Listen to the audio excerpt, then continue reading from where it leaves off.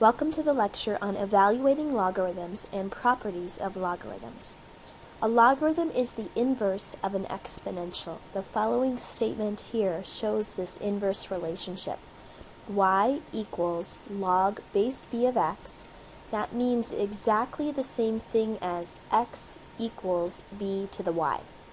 So when you're trying to evaluate logs, a lot of times what we'll do is turn them back into an exponential equation so that we can solve that and still figure out the value of our logarithm.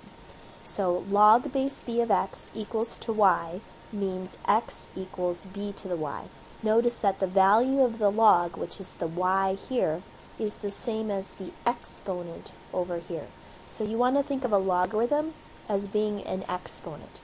So first let's start by practicing how you go back and forth between exponential statements and logarithmic statements.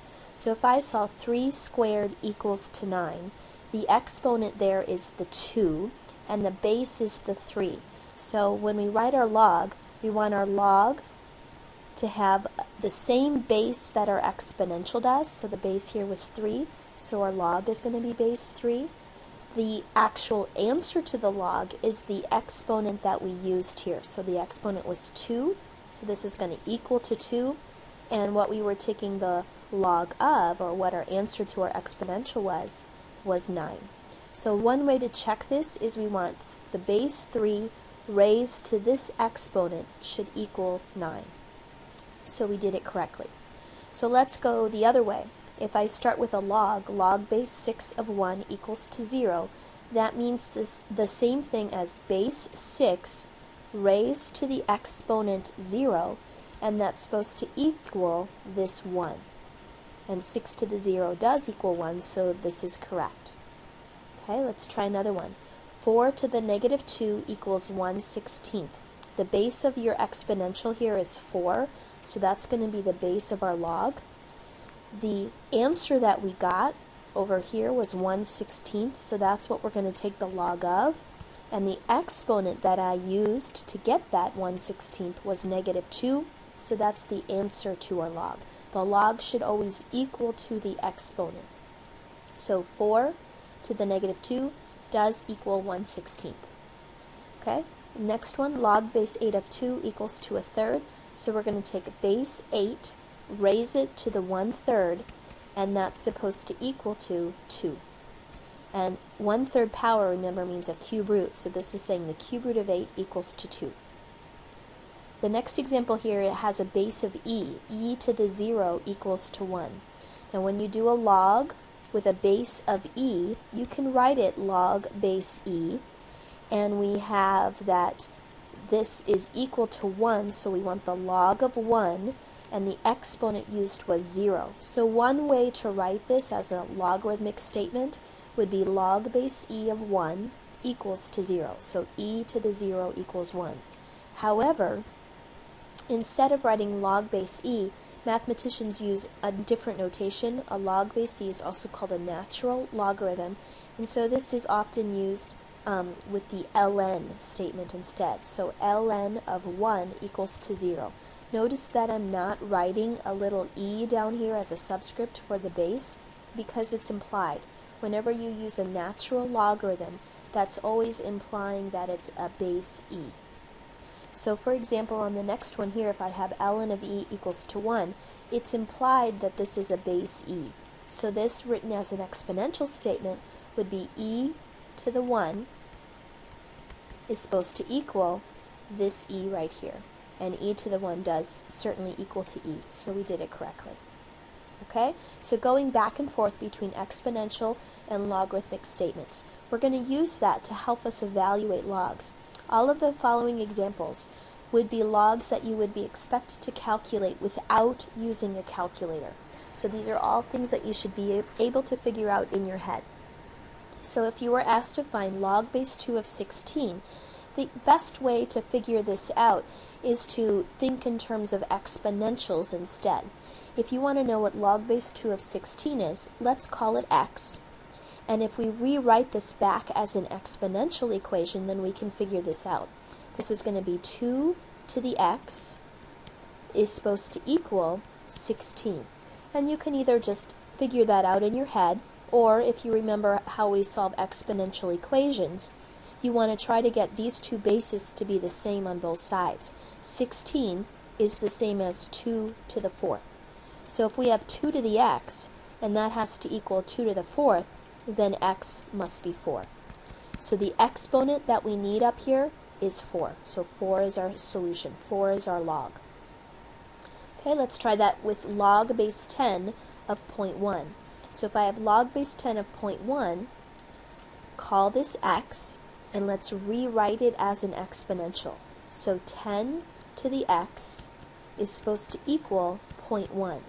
Now if we want to try and solve this exponential equation, we want to get these bases to be the same. So think of how to rewrite 0.1. 0.1 is the fraction 1/10. How do you write 1/10 as a power of 10? Well, it's in the denominator, and if you have something in the denominator that you want to move up to the numerator, you can change the exponent to a negative. And this is a 10 to the first in the bottom, so if I move it up to the numerator, it becomes 10 to the negative 1. So 1/10 means 10 to the negative 1. So if I have 10 to the x equals 10 to the negative 1, then x must be negative 1. The exponent that we needed was negative 1. So negative 1 is our log value. Okay, let's try it again. Log base 3 of 27. Call it x, and rewrite this as an exponential equation. So 3 to the x needs to equal 27. 27 is 3 cubed, so 3 to the x equals 3 cubed if the exponent is 3. So my answer is 3. Okay, next one. Log base 2 of 1/8. If we call it x, 2 to the x needs to equal 1/8. So what exponent do I need to take 2 and turn it into 1/8? Well, the way to make these bases be the same is to recognize that 8 is 2 cubed. Since it's in the denominator, we need to move it up to the numerator, which we can do by making the exponent negative. So 1/8 is the same as 2 to the negative 3. So the exponent that I need must be negative 3. Remember, your log value is always the exponent. Log base 2 of 1. If we call that x, then 2 to the x needs to equal 1. There's no way to make these two bases be the same. So this one you're just going to have to kind of think about. What exponent do I need to raise 2 to in order to get 1? In this case, it needs to be 0. If you have 2 to the 0, anything to the 0 power is always 1. So we need an exponent of 0. Okay, log base 3 of 1/27. If we call that x, then 3 to the x needs to equal 1/27. So what exponent is going to take 3, flip it over, and turn it into a 27? Well, we know that 27 is 3 cubed. Since it's in the bottom, let's move it back up to the top, so it becomes a negative 3 exponent. So we need our x to be an exponent of negative 3. If we have log base 3/4 of 4/3, when I call that x, I'm going to take 3/4 to the x, and that needs to turn into 4/3. What exponent takes 3/4 and flips it over? That's a negative exponent.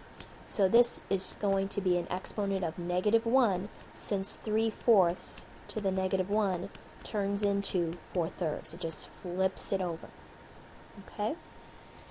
The next two here are just logs. There's no base written. When you see log, it's always implied to be log base 10. Sometimes this is called a common log, and you use these in the sciences quite often. So if we have log base 10 of the square root of 10, call this x, then this turns into 10 to the x needs to equal the square root of 10. So to make these bases be the same, we need to change this square root into an exponent. What is the square root the same as? What exponent is it the same as? A square root is the same as a 1/2 power. So the exponent that we need must be 1/2. Log of 1 over 100. Remember, again here, there's that common log, so this is implied to be a base 10. So if we call this x, 10 raised to what power gives me 1 over 100?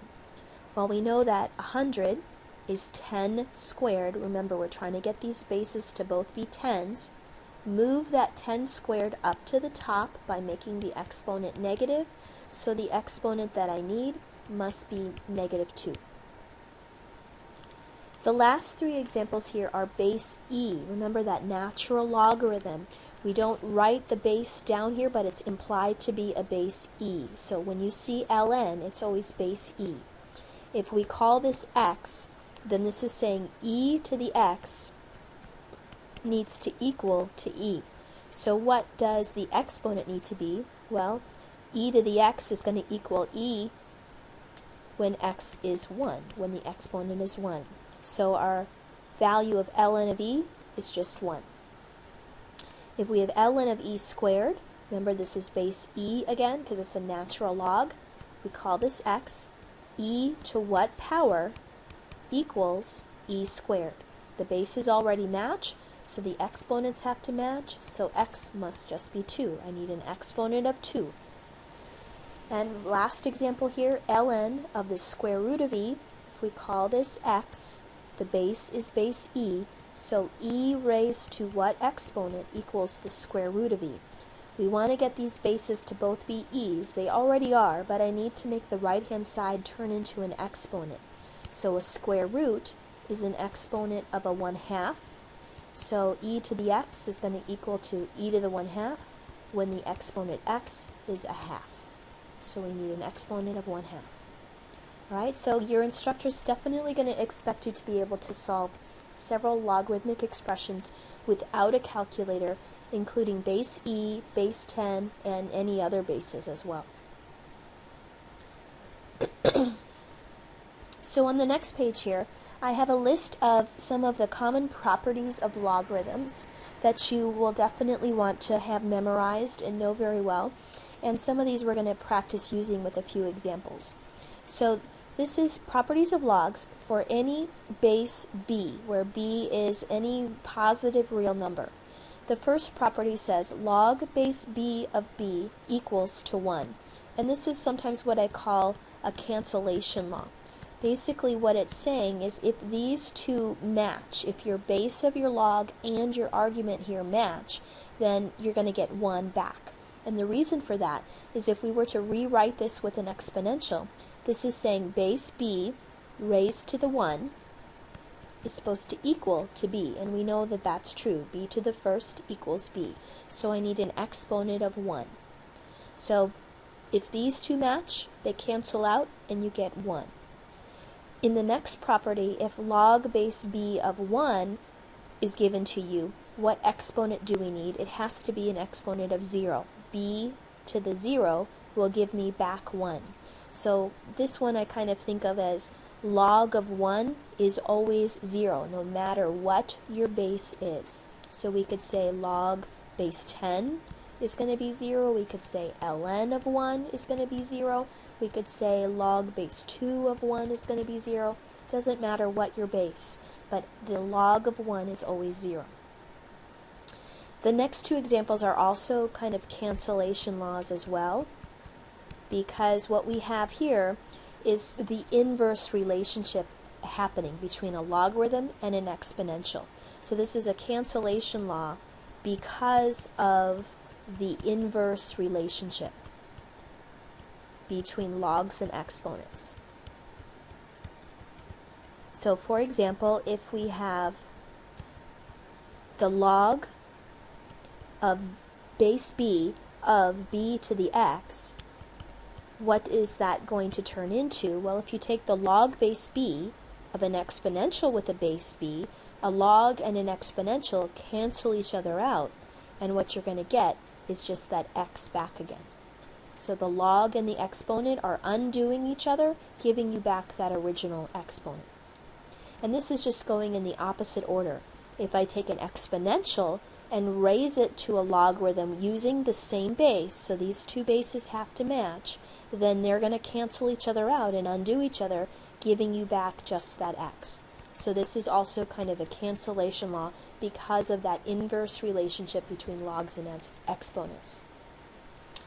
The next three properties are probably the ones you're going to use quite often in the next few examples. The first one is what we call the product property, and this says that the log base b of a product of x times y becomes the sum of the two logs. So the log of the first plus the log of the second. And similar to that in number 6 here, we have the quotient property. If you have the log base b of a quotient turns into a difference of two logs. So log of the top minus the log of the bottom. The last property here is called the power property, and it says if you have log base b of x raised to a power, then we get to bring that power down out front and multiply it times our log. So you're allowed to bring those powers down. So if we practice using some of these in the next examples, we're going to be combining these products and quotients and powers to help reduce several logs like these two down here or these two down here and try to combine them into a single logarithm. What I have listed right here under this note is a couple of common mistakes that students make. A lot of times students will see a log base b of a sum, x plus y, and they'll think that that can turn into log of x plus log of y. So they kind of distribute that logarithm across the sum. This is not allowed. You're not allowed to distribute a log across a sum or across a difference. And you are not allowed to do it across a product or a quotient either, because remember that product property, if you have the log of a product, you actually aren't multiplying the two logs together, you're adding the two logs together. So logs have very special rules. So try to remember not to distribute logs across any kind of parentheses. Another mistake that is often made by students is in applying this quotient rule. When I see log base b of x minus log base b of y, the true answer to that should be a single log base b of the x divided by y. What students will often do instead is they'll remember that this should be a quotient, but they'll take log base b of x over log base b of y. And this uses two logs instead of just a single log. And this one is incorrect. You want to have a single log of the first function over the second function. So let's practice using these properties. In this first example, we have log base 2 of 9 plus log base 2 of 3. The first thing you want to always check is that these two bases match. None of these properties are going to apply if we have different bases. If we do have the same base like we have here, then you're going to want to look at what's separating the two logs. And this is an addition problem. So addition of two logs turns into a single log base 2 of the two arguments multiplied. These things right here are called your arguments. So this is going to be 9 times 3. So we could write this as log base 2 of 27. And that's all we're trying to do here, is to take our logs and sort of bring them down or combine them into a single logarithm. So once you get your answer down to a single log, you're done. The next example here, we have log base 7 of 20 minus log base 7 of 4. So this time it's a subtraction of two logs, and subtraction of two logs becomes the quotient of their stuff, the quotient of their arguments. So 20 goes on top, 4 goes on the bottom, and again notice here I'm using just a single log. I'm not taking log of 20 over log of 4, it's log of the 20 over 4. And that can be reduced a little bit, so we could write log base 7 of 5, and that would be our single logarithm answer. On the next example, we have both a sum and a difference. So let's just go left to right. If we start with the first two, that's addition of two logs. So addition becomes the multiplication of their arguments. So this is going to be log base 6 of 18 times 2. And 18 times 2 is 36. So this is log base 6 of 36 minus log base 6 of 9. And now we can do that subtraction. subtraction becomes a quotient of the stuff, so 36 on top, 9 on the bottom, and that reduces to just 4. So this answer is going to be log base 6 of 4. In the next example, here we have ln's. Remember that means base e, so these two bases do match. And we have addition, but before we can multiply this 2 times this 3, we have a little problem because I've got a 3 out front here and a 2 out front here. You can't multiply these two arguments until or unless these coefficients out front are the same or gone altogether. So you need to have like coefficients out front. So how do I deal with that issue? Well, let's just get rid of the coefficients altogether using that power rule in reverse. We have this coefficient out front, so let's move it back to a power. And we're going to do the same thing with this 2, move it back to an exponent. So this becomes ln of 2 cubed plus ln of 3 squared. And we can evaluate those. 2 cubed is 8, 3 squared is 9. So now I don't have any coefficients out front at all, so we're ready to use our addition rule. The sum of two logs becomes the product of their arguments, and 8 times 9 gives me 72. So this is going to be the ln of 72. In the next example, we have some variables now in our arguments, and we have 3 terms here. I'm going to go left to right. So if I do the first 2, then this is going to become the log base 9, and since it's subtraction, we're going to have a quotient. So I'm going to have the 4x on top and the x minus 3 on the bottom. Then we still have this third log of x cubed plus 1. That's another subtraction, so that's going to give us another quotient. This is going to be kind of messy because on the top of this quotient we want all of this stuff, so 4x over x minus 3, and on the bottom of the quotient we want this stuff, x cubed plus 1. Now you wouldn't want to leave your answer like this because this is a complex fraction. So how do you clean up a complex fraction? You clear out denominators by multiplying the top and the bottom by the common denominator. The denominator that I have right here is x minus 3. So I'm going to multiply the top fraction by x minus 3 and the bottom fraction by x minus 3. I'm going to wrap those in parentheses. When I do that to the top, this x minus 3 cancels with this one, so all we get on top is just this 4x. In the denominator, since I didn't have a denominator underneath this x cubed plus 1, nothing cancels out. So both this x cubed plus 1 and the x minus 3 are left over, and I just leave them wrapped in parentheses. You don't need to bother foiling it out or distributing or anything like that. So your final answer is just going to look like this. As kind of a shortcut, notice that the 4x was on top. It was a positive log. The x cubed plus 1 and the x minus 3 were both logs that had minus signs in front of them. So anytime you have a log with a minus sign in front, its argument or its stuff is going to end up in the denominator, and anytime you have a log that's positive, its stuff is going to end up in the numerator. So let's use that shortcut on this next example. Here we have 5 different logs. They're all base 10, so we can combine them. And I'm just going to jump right to my final answer. This is going to be a single log. There's going to be some quotients in here because I do have some minuses, and there's also going to be some products because I do have some pluses. Remember what I just said. Any log that is positive, its stuff is going to go on top. So this log is a positive log, so that x goes on top. This log is positive, so its stuff, y, goes on top. And this log w is positive, so its stuff goes on top.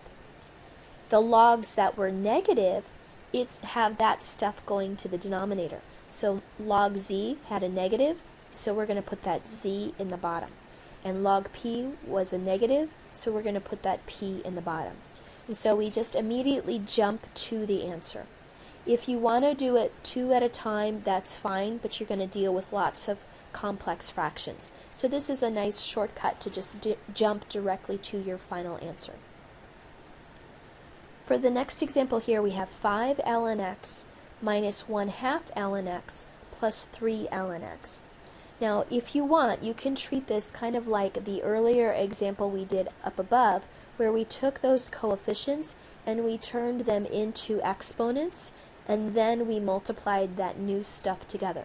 You may do that here, but because the argument x, x, x is the same for all of these ln's, these are like terms. This is like saying I have 5 apples minus 1/2 of an apple plus 3 apples, since all of these expressions right here are identical. So instead of moving those coefficients up to exponents, let's just add our like terms by adding and subtracting the coefficients out front. So 5 minus 1/2 is 4.5, and 4.5 plus 3 is 7.5. And usually when we do mathematics, it's a little bit cleaner to write your fractions as improper fractions instead of mixed fractions. So 7.5 is the same as 15 halves, and it's going to be 15 halves times that ln of x. So it's like 5 apples minus 1/2 an apple plus 3 apples is 15 halves of an apple. Okay, so that's all we did. We just combined our like terms. And that's much quicker and faster than trying to take those exponents up to the top. Alright, so in all the examples we've done so far on this page, we took several logs and we consolidated them down to a single log. In the next examples, we're going to do the reverse of that. We're going to start with a single log, and we're going to try to expand this out into a sum or difference of logs.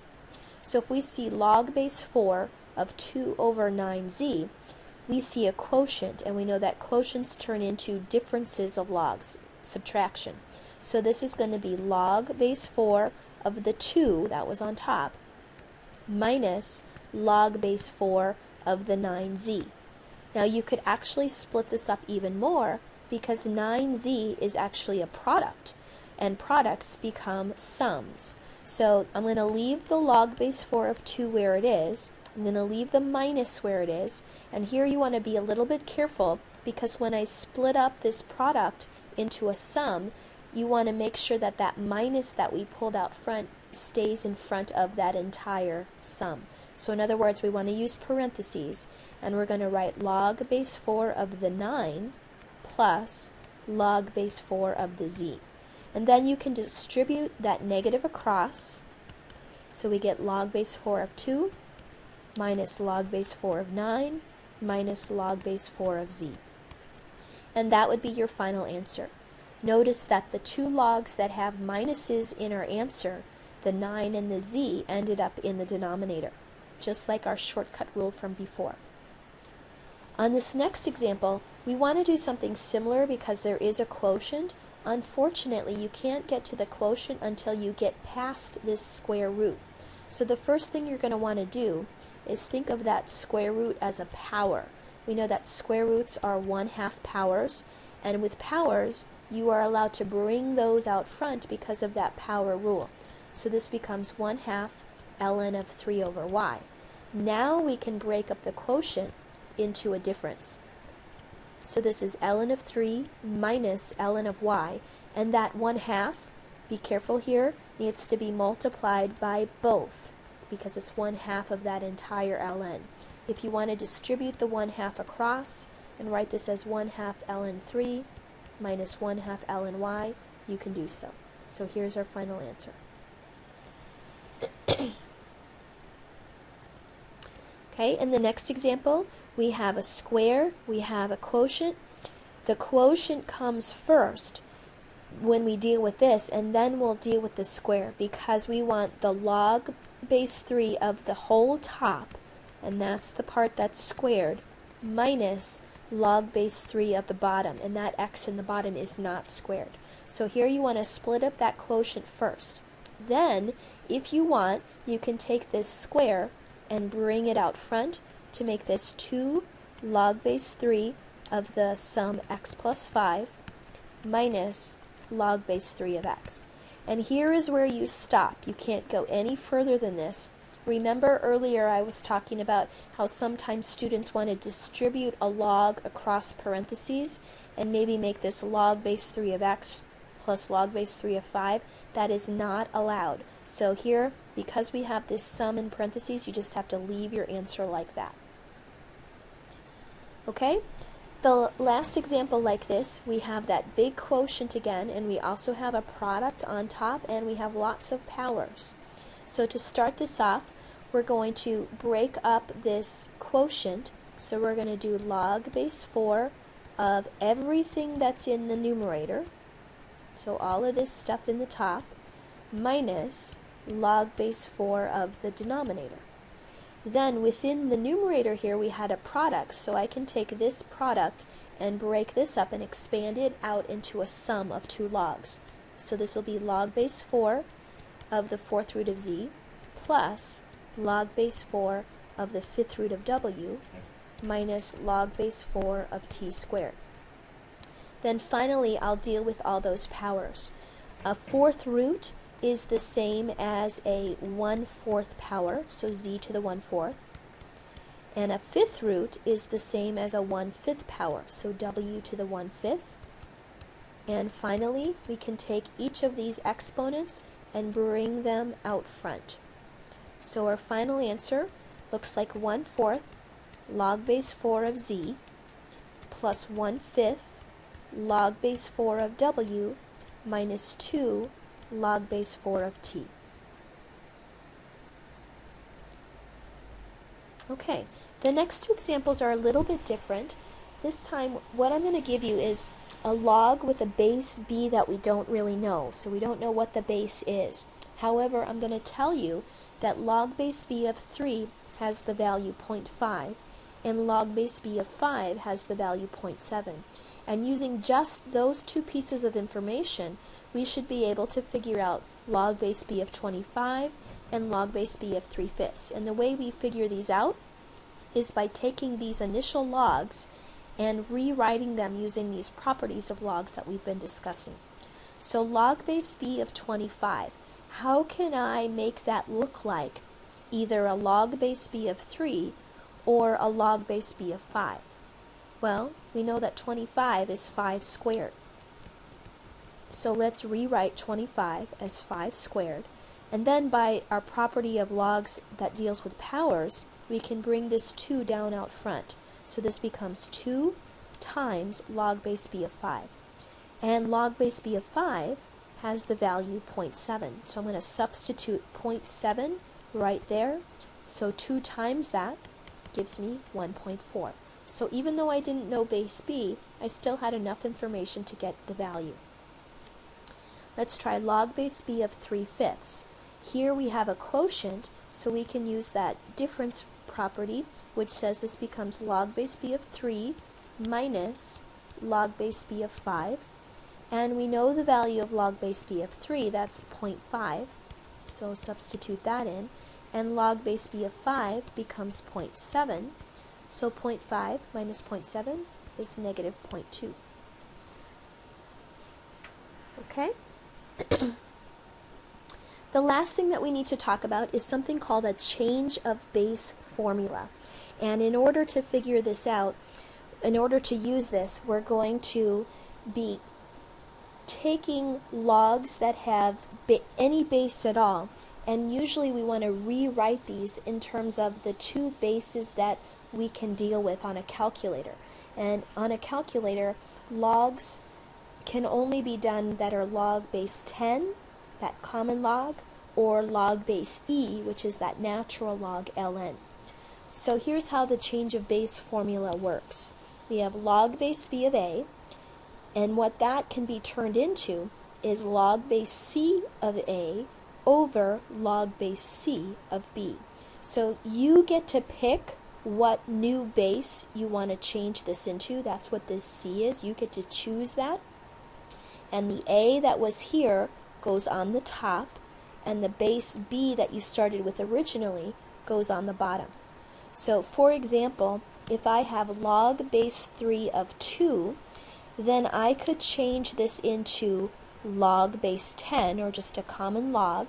And so the change of base formula says that is going to be log base 10 of this 2 on top and log base 10 of this base 3 on the bottom. And we'll figure out what that is as a decimal in just a minute.